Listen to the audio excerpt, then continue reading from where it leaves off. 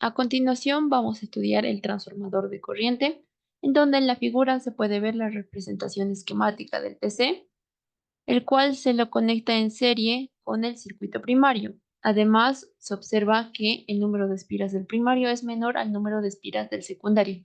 De esta forma aseguramos que el transformador de corriente sea un reductor de corriente. Entonces, la corriente primaria va a ser mayor a la corriente secundaria. Nominalmente, según todas las normas, la corriente nominal secundaria tiene que ser de 5 amperes.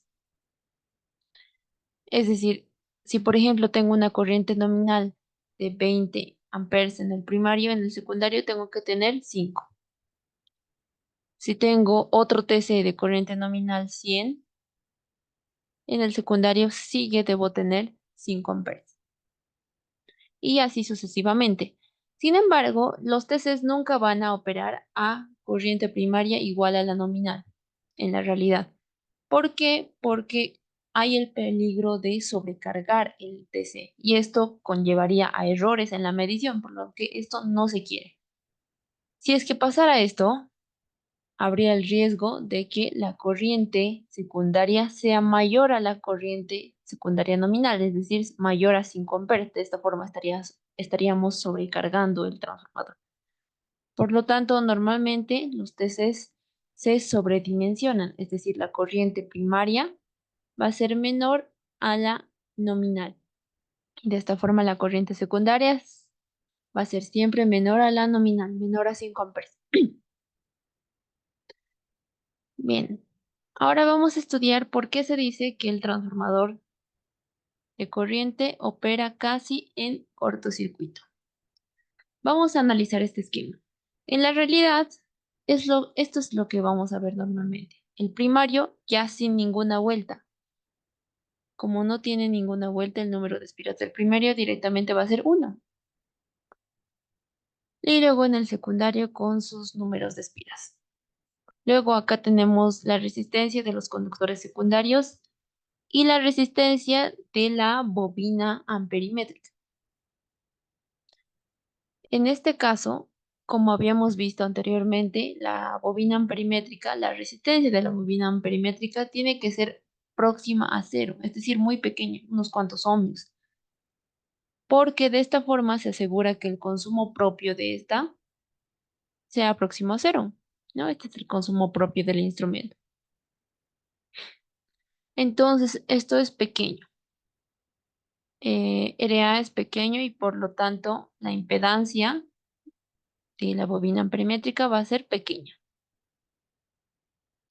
Luego, la resistencia de los conductores secundarios, RL. Esto igual va a ser pequeño, porque no queremos que haya mucha caída de tensión en estos conductores, ya que la potencia de este TC, la potencia nominal, bueno, en este caso, los voltampere, son bastante pequeños, por lo tanto, no queremos sobredimensionar también demasiado el TC.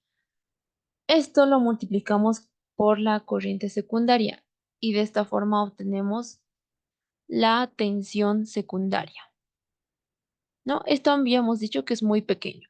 Esto igual muy pequeño, del orden de los ohmios. Por lo tanto, esta corriente ya sabemos que tiene que ser menor a 5 amperes. Todos estos valores son pequeños, principalmente el de la impedancia y resistencia. Por lo tanto, van a hacer que esta tensión secundaria sea próxima a cero. En consecuencia, debido a este suceso, podemos ver que el transformador opera casi en cortocircuito, porque si recordamos, según la teoría, en cortocircuito sería de esta forma.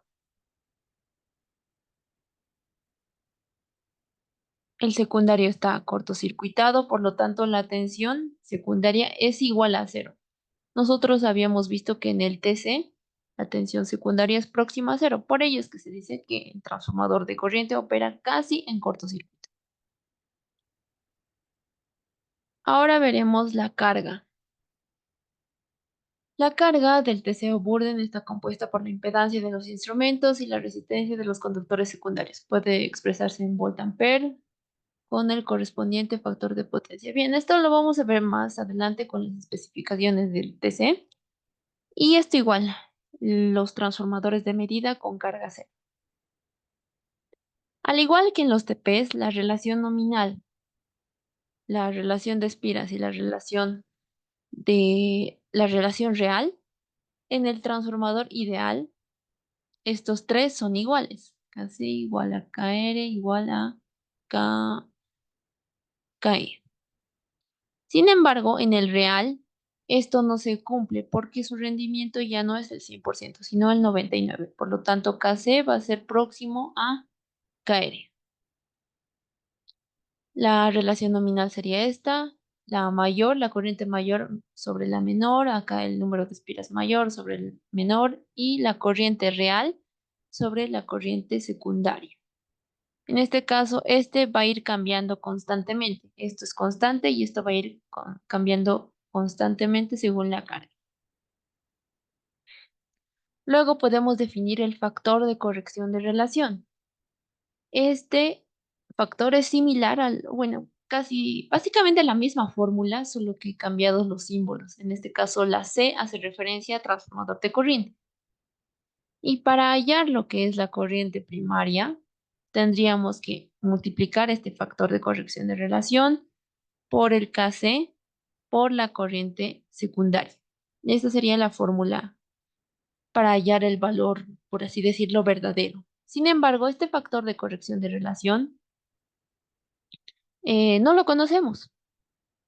Por ello es que se utiliza aproximadamente esta ecuación, KC por I1. Este no es el valor verdadero, pero sí se aproxima bastante, ya que este factor de corrección de relación tiene que ser próximo a 1. Como podemos ver acá, es 0.9983, próximo a 1. Pero esta fórmula no está implicando los errores de fase, como ahorita vamos a ver en el diagrama vectorial. Entonces vamos a analizar para un TC ideal y para otro real. Para el ideal primero. En el ideal, recordando que la tensión, en este caso el número de espiras primario es igual a 1, esto es muy pequeño. Si recordamos la ecuación de FEM, esto es igual a menos N1 por la variación del flujo. Entonces, esta FEM igual va a ser muy pequeña. Y esta FEM está relacionada con la tensión primaria. Por lo tanto, la tensión primaria es muy pequeña. Entonces, acá, mediante este análisis, podemos ver que los parámetros primarios son muy pequeños. Entonces, en el caso ideal, los vamos a despreciar. Directamente vamos a escribir las ecuaciones para el secundario, mejor dicho. Entonces, acá tengo la FEM secundaria, va a ser igual a la FEM, a la tensión primaria. Y la ecuación de corrientes. Este es I1 es igual a menos I2 más I sub 0. En este caso no lo estoy refiriendo lo que es el secundario. Acá tendría que poner una prima, ¿no? Para hacer referencia a que estoy refiriendo. Pero acá en este diagrama vectorial estamos analizando un transformador de corriente de relación 1 a 1. Bien, pero acá en el transformador ideal, si recordamos la definición de la corriente de excitación, esta corriente permite que los dominios magnéticos que están en el núcleo se alineen con el campo externo. Pero en el TC ideal, el núcleo, antes de energizar, sus dominios ya están alineados. Por lo tanto, podemos considerar que no se necesita una corriente magnetizante al inicio. Entonces, para el TC ideal, esto lo vamos a despreciar. Y listo. Ya tenemos las ecuaciones y esto ya es fácil de dibujar. Acá tendría el flujo, desfasada a 90 grados está la FEM, que según la ecuación es igual a la tensión secundaria. De la tensión secundaria debe estar retrasada un ángulo φ2, la corriente, ya que estoy analizando una carga inductiva. Y según esta segunda ecuación, la corriente primaria es menos la corriente secundaria, por lo tanto, solo está desfasada a 180 grados, pero con el mismo tamaño. Y haciendo el análisis, podemos observar que tanto la corriente secundaria negativa, con un signo negativo, y la corriente primaria, que lo he dibujado inicialmente con rosado, están desfasadas un ángulo de cero, es decir, están en fase. Y por lo tanto acá beta es cero. Sin embargo, en un transformador real ya, entonces no vamos a escribir las ecuaciones del circuito primario porque son valores muy pequeños, directamente del secundario. La FEM va a ser igual a la tensión secundaria más la caída de tensión. Y la corriente va a ser igual a menos la corriente secundaria más la corriente de excitación. Listo, con esas dos ecuaciones voy a partir. Parto del flujo desfasada 90 grados está la FEM secundaria. Luego, como estoy analizando un transformador real, tengo que analizar la tensión, que en este caso igual va a estar retrasada a un cierto ángulo. Y a partir de ello, dibujo lo que es la corriente secundaria, retrasada a un cierto ángulo phi 2. Listo. Ahora, paralela a esta corriente secundaria, debo dibujar las caídas de tensión, que lo voy a dibujar con azul. Entonces, la caída de tensión por resistencia debe estar paralela a esta corriente y la caída de tensión por reactancia desfasada 90 grados a la corriente I2. Listo, he cerrado lo que es esta suma. Se cumple esta primera ecuación que dice U20 es igual a I2 por R2 más J veces I2 por X2. Listo. Y esto es igual a la FEM secundaria. Ahora, la ecuación de corrientes es aún más fácil. Saco el negativo de la corriente secundaria, que este sería menos I2. La corriente de excitación, que como sabemos en el transformador real está desfasada a un pequeñísimo ángulo de el flujo. Y a partir de ello, sumo esos dos fasores y obtengo la corriente primaria. Y ahora sí, puedo observar mediante este diagrama que el desfase entre la corriente primaria y la corriente secundaria negativa es este ángulo beta, ya no es cero. Por lo tanto, hay un error de fase. Si recordamos la ecuación de KR, que es el ideal que deberíamos conocer, me dice que KR es igual a I1 sobre I2. Sin embargo, en el transformador ideal sí se cumple, ¿no? Porque ambos están en fase, por lo tanto puede cumplirse esta relación algebraica. Sin embargo, para el transformador real, estos ya están desfasados, por lo tanto, esta sería una relación vectorial, I1 con una cierta fase e I2 con otra cierta fase. Por lo tanto, tengo que agregar un factor de corrección de ángulo de fase para el TC para corregir estos errores de fase, este desfase entre I1 y menos I2. Además, algo que me estaba olvidando era que de acá podemos ver el efecto del error de fase. Miren, acá estamos analizando un TC de relación 1 a 1. Idealmente, si tengo una corriente primaria. A ver, antes voy a borrar todo esto. Idealmente, si tengo una corriente primaria, por ejemplo, de 35 amperes, el tamaño de este vector rosado es 35, solo el tamaño. En el secundario, tendría que ser igual a 35. Y eso es lo que vemos en el TC ideal. Estos fasores, ambos tienen el mismo tamaño, de acá a acá. Sin embargo, en el TC real esto ya no se cumple. Si observan, este I1 es, digamos, 35 de acá a acá. Sin embargo, la corriente secundaria ya no es 35, es menos. Por ejemplo, 34.9 amperes, ¿no? Este tamaño de I2, menos I2. Entonces ahí se ve que, aunque tenga un TC de 1, la corriente secundaria va a ser menor. Esto para el caso inductivo de la corriente secundaria. Listo. Y como habíamos dicho, el ángulo de fase es el desfase entre I1 y menos I2. Según la norma ANSI, define el ángulo de fase como el desplazamiento en minutos entre las corrientes primaria y secundaria. Es positivo cuando la corriente secundaria adelanta a la corriente primaria, este ángulo beta. En este caso, estamos analizando un beta positivo, porque como podemos ver, I2 adelanta a I1, porque estamos yendo en este sentido. Entonces, primero llega I2 y luego I1. Entonces, I2 menos I2 adelanta a I1. Y por lo tanto, beta es positivo. En el caso contrario, por ejemplo, que tuviéramos por acá la corriente primaria. Acá, beta sería de esta forma. Y en este caso, I1 adelantaría a menos I2. Y por lo tanto, acá el beta sería negativo. Esas son las consideraciones según la norma ANSI respecto al signo de beta. Luego tenemos el error de relación, el valor medido de la corriente primaria. En este caso sería el Kp por, acá está mal, ¿no? Es el Kc por I2. Valor medido,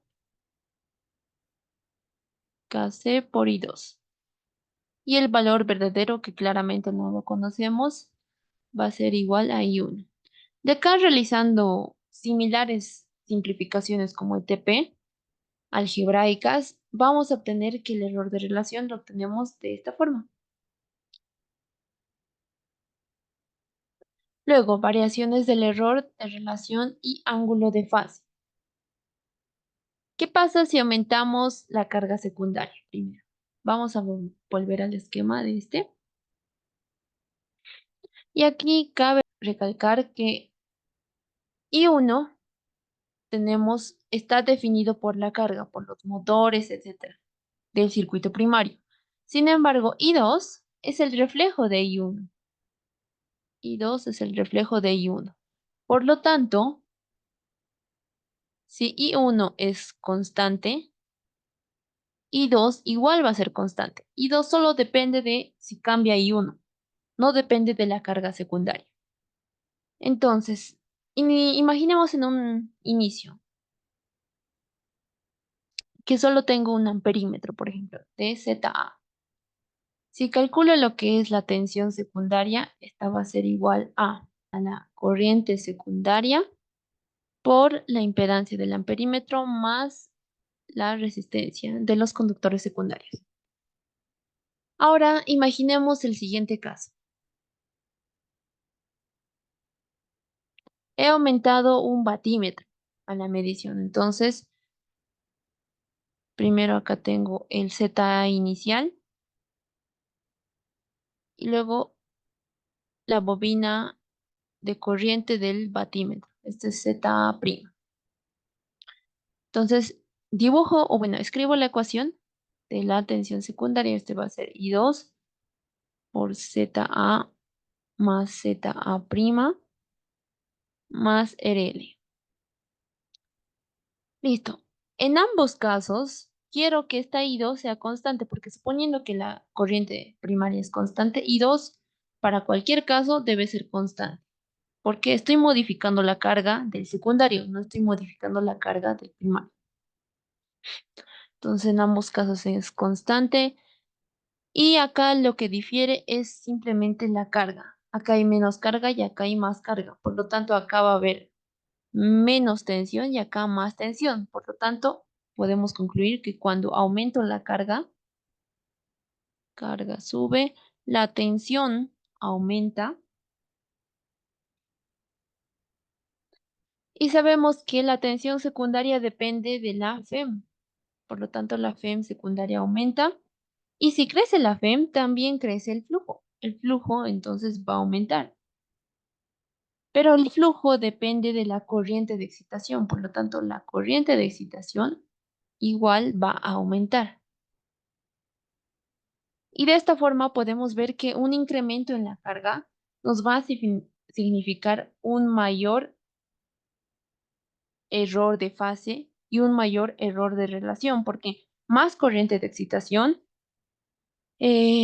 significa más errores de transformación, es decir, los flujos de dispersión igual van a aumentar y por lo tanto esto está estrechamente ligado con los errores de relación.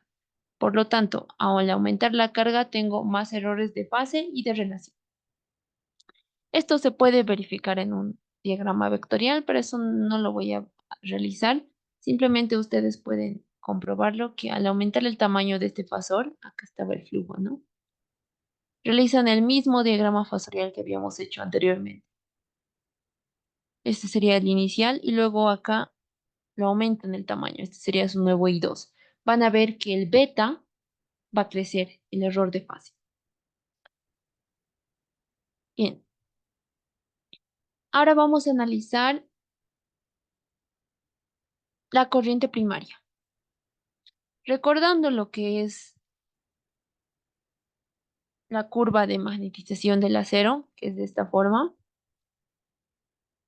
Acá tenemos la parte lineal y el codo y ya, la saturación. Este sería el codo. Esta es la parte lineal. Y finalmente esta parte es donde opera el TC. Y si a esto lo hacemos un zoom, vamos a obtener la siguiente curva, que podemos observar que no es lineal. Y este sería el rango normal de operación del TC, de 10% de la corriente nominal al 100% de la corriente nominal. Se debe asegurar para el diseño del TC que, de acuerdo a un estudio del mercado, se obtienen estas corrientes, ¿no? Corriente máxima y corriente mínima. Estas corrientes deben estar dentro de este rango. Por ejemplo, y máxima puede estar por acá y siempre tiene que ser menor a la corriente nominal, siempre. Y la corriente mínima siempre debe ser mayor al 10% de la corriente nominal. Ahora, de acuerdo a las ecuaciones que acá abajo están descritas, acá en el cercano a la corriente nominal tenemos un error pequeño, entonces de acá tenemos menos error. Sin embargo, si bajamos por la curva, ya que no es una curva lineal, acá vamos a tener mayor error. Si es que esta curva fuera lineal, en ambos casos, arriba y abajo tendríamos el mismo error, pero como no es lineal, acá en el punto inferior tenemos mayor error. Y esto es el error que se comete normalmente, ¿no? El TC tendríamos que diseñar para que opere en la posición superior para bajar los errores. No tendríamos que diseñar de tal forma que opere por acá. Pero contrariamente, muchos aplicando el factor miedo, entonces sobredimensionan demasiado la corriente primaria nominal porque nosotros elegimos cuál va a ser la corriente primaria nominal. Y eligen un TC cuya corriente nominal es mucho más grande a lo que exigen las necesidades. Y por lo tanto el TC va a operar en este punto o incluso debajo del límite. Y acá ya es erróneo, acá ya se tienen muchos errores y ya no es recomendable la operación. Luego los conductores secundarios. En el TP, algo que me había olvidado mencionarles era que los conductores secundarios se pueden despreciar debido a que tenemos esta impedancia en serie con estos conductores secundarios. Sin embargo, esta impedancia en los TPs habíamos visto que es muy grande, del orden de miles de ohmios o hasta megaohmios. Por lo tanto, un megaohmio comparado con unos cuantos ohmios, digamos 5 ohmios, es prácticamente despreciable. Por lo tanto, podemos obviar esto. Sin embargo, en los TCs no podemos hacer esto porque la impedancia de las bobinas amperimétricas, de las bobinas de corriente, son pocos ohmios, unos 10 ohmios. Y la resistencia de los conductores secundarios son, digamos, 5 ohmios. Esto ya no se puede obviar porque ambos tienen valores cercanos. Entonces, en los TC sí o sí hay que considerar los conductores secundarios. Luego, Consecuencias del secundario abierto. Dibujemos un TC con secundario abierto. Bien, este es el circuito primario. Por acá está el TC. Y acá están los bordes secundarios, por ejemplo, X1 y X2. Sin embargo, acá no está conectada ninguna carga.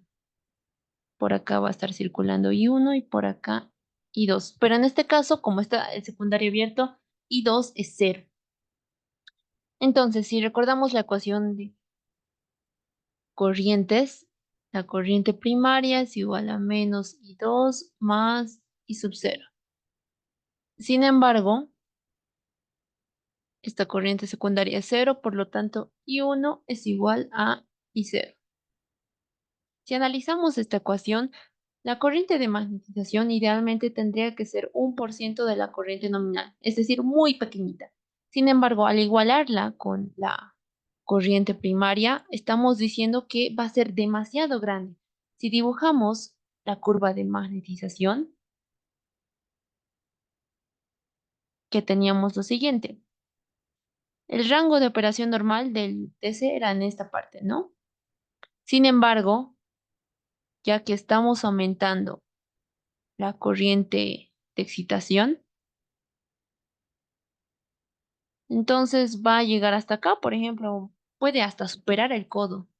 Entonces acá va a ser I sub 0. Y por lo tanto voy a tener un flujo muy grande. Inicialmente acá tenía un flujo pequeñito, entonces la tensión era muy pequeñita. Pero acá al tener un flujo muy grande, flujo muy grande, voy a tener una FEM grande y por lo tanto, como la tensión secundaria está relacionada con la FEM, puedo tener una tensión muy grande. Esto puede ir desde 1000 a 3000 voltios. Muy grande. Una sobretensión.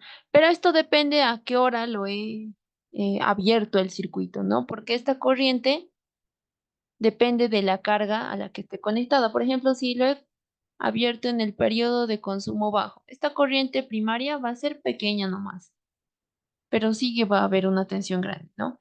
Entonces, la tensión va a ser pequeña nomás.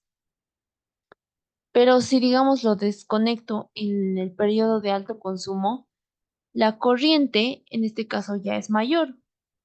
Por lo tanto, las tensiones se van a ver más grandes y de este orden, de 1000 a 3000 voltios.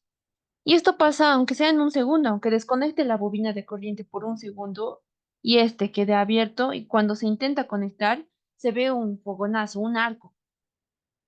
Y en este preciso momento las características del circuito magnético del TC ya se han alterado. Aunque no vea que haya explotado el TC en los extremos casos, la clase de exactitud puede haberse afectado. Es decir, ya no va a ser preciso mi TC. Puede existir ese riesgo. Entonces se debe verificar. Ahora estudiemos la clase de exactitud. Al igual que en los TPs, debo conocer el error de fase beta y el error de relación, el factor de corrección de relación del TC o en su defecto el error de relación en porcentaje.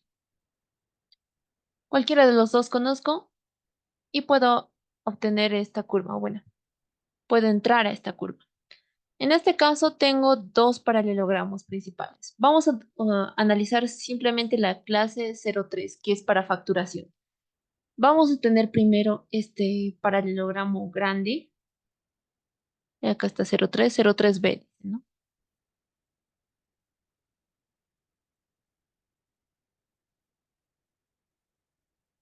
Y este es para un 10% de la corriente nominal. Y como sabemos, sus errores son mayores. Por ello es que el paralelogramo es más grande, más errores. Sin embargo, el paralelogramo más pequeño es 100% de la corriente nominal. Los errores son pequeños, ¿no? Este paralelogramo es más preciso. Si es que trabajamos con la corriente cercana a la nominal, mi TC va a ser más preciso y este sería el paralelogramo, por eso es más pequeño. Y listo, con beta, que está en este eje horizontal, esto es beta, según el signo más o menos 10 minutos, más 30 minutos, menos 30 minutos. Y acá está en el eje vertical el factor de corrección de relación. Puede ir de 1, 1.006, 1.00, 1.0012, etcétera, ¿no? Es cercano a 1. O el error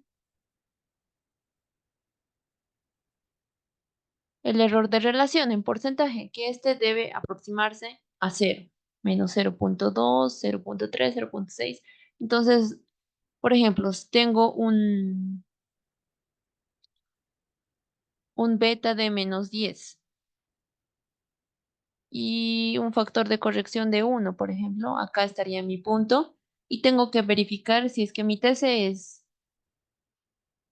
de, de clase 0.3 para 100% de la corriente nominal, entonces esto sí cumple, ¿no? Porque está dentro del paralelogramo rosado. Igual para el paralelogramo verde, si es que esto era para 10% de la corriente nominal, igual, está dentro del paralelogramo verde. Pero si, por ejemplo, mi clase es 0.3, 100% de la corriente nominal, analizamos para eso. Y ahora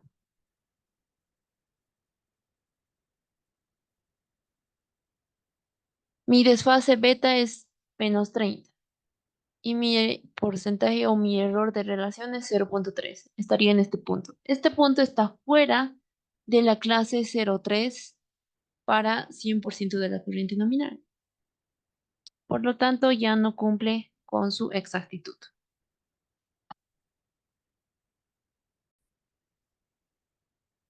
Finalmente, la especificación del TC, que lo vamos a analizar con algunos ejercicios. Luego tenemos la clasificación de los TC, tipo bobinato, tipo barra, esto lo pueden analizar ustedes. Y esto es importante, TC para protección y TC para medición. Tenemos dos diferencias principales entre el TC de medición y el TC de protección. Primero, la clase de exactitud. Para el TC de medición, su clase, como habíamos visto, es 0.3, 0.6, 1.2, clases relativamente pequeñas, porque necesitamos realizar mediciones exactas. Sin embargo, para el TC de protección no necesitamos estas clases. Por lo tanto, su clase puede ser de 10, por ejemplo. Y el desfase entre I1 y I2 tampoco no necesitamos saber, ¿no? Beta no me interesa, solo quiero saber la magnitud de esa corriente para así alertar al relé y que dispare. En el circuito magnético podemos ver que para un TC de protección, el TC realiza una transformación lineal hasta 20 veces la corriente nominal primaria. Como les había dicho, la corriente secundaria I2 es un reflejo de I1, ¿no? Entonces, hasta 20 veces voy a poder tener en el secundario la corriente nominal hasta que se satura. Por ejemplo, si ya tengo, no sé, 40 veces la corriente nominal primaria. En el secundario sí voy a tener 20 veces. Eso es porque el circuito ya está saturado. Sin embargo, para el TC de medición, este se satura a 4 veces la corriente nominal porque quiero proteger los instrumentos. Acá llega a 4 veces y el circuito ya se satura. Por ejemplo, si tengo una corriente de 20 veces la corriente nominal primaria, en el secundario sí voy a tener 4 veces la corriente nominal. Esto nuevamente para proteger los instrumentos, porque si tuviera esta corriente, por ejemplo acá 20 veces la corriente nominal, esto ya destruiría el instrumento. Ahora, ¿qué pasaría si se conecta en el secundario de un TC de protección un medidor? Primero sería la clase. A ver, TC de protección para medición. ¿Qué pasa? Primero la clase. La clase es muy grande para el TC de protección. Habíamos dicho clase de 10, por lo tanto las mediciones que realice con este TC de protección van a tener bastante error. Ese sería ya un factor determinante para no usar un TC de protección para medición. Pero hay otro factor importante. Como sabemos, el TC de protección replica fielmente la corriente secundaria hasta 20 veces la nominal. Por lo tanto, si tengo, por ejemplo, una corriente de, no sé, 10 veces ya la nominal, 10 veces la corriente nominal. Acá el TC de protección me va a replicar 10 veces la corriente nominal secundaria. Las bobinas de corriente en el secundario, para la medición, esta bobina no está diseñada para soportar estas corrientes 10 veces la nominal. Es una corriente muy grande. Por lo tanto, se va a destruir el instrumento. Por ello, no se debe usar un TC de protección para medición. Luego, hablemos el caso contrario. Si quiero utilizar un TC de medición para protección.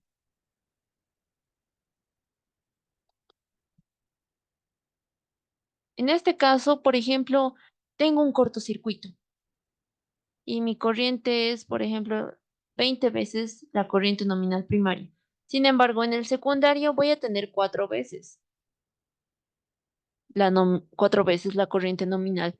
Y entonces el relé no va a disparar inmediatamente porque va a pensar que tengo una corriente relativamente pequeña, ¿no? Entonces, el disparo del relé, el relé de protección,